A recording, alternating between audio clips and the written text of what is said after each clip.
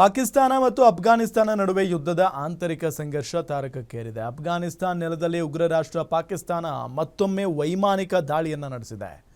Pakistan ನಡೆಸಿದಂಥ air ಸ್ಟ್ರೈಕ್ನಲ್ಲಿ ಅಫ್ಘಾನಿಸ್ತಾನದ 3 ಕ್ರಿಕೆಟಿಗರು ಸಾವನ್ನಪ್ಪಿದ್ದಾರೆ. ಎರಡು ದೇಶಗಳ ನಡುವೆ ಭೀಕರ ಯುದ್ಧದ ಕಾರ್ಮೋಡ ಆವರಿಸಿದೆ. ಅಫ್ಘಾನಿಸ್ತಾನದ ಫಕ್ತಿಕಾ ಪ್ರಾಂತ್ಯದಲ್ಲಿ ನಿನ್ನೆ ತಡರಾತ್ರಿ ಪಾಕಿಸ್ತಾನ ಏರ್ ಸ್ಟ್ರೈಕ್ ನಡೆಸಿದೆ. ಘಟನೆಯಲ್ಲಿ 3 ಕ್ರಿಕೆಟಿಗರು ಸೇರಿ ಹಲವರು ಸಾವನ್ನಪ್ಪಿದ್ದಾರೆ. ಈ ಬೆನ್ನಲ್ಲೇ ಪಾಕಿಸ್ತಾನ ಹಾಗೂ ಶ್ರೀಲಂಕಾ ಜೊತೆ ನಡೆಯಬೇಕಿದ್ದ ತ್ರಿಕೋನ ಏಕದಿನ ಕ್ರಿಕೆಟ್ ಸರಣಿಯಿಂದ ಅಫ್ಘಾನಿಸ್ತಾನ ಹಿಂದೆ ಸರಿದಿದೆ.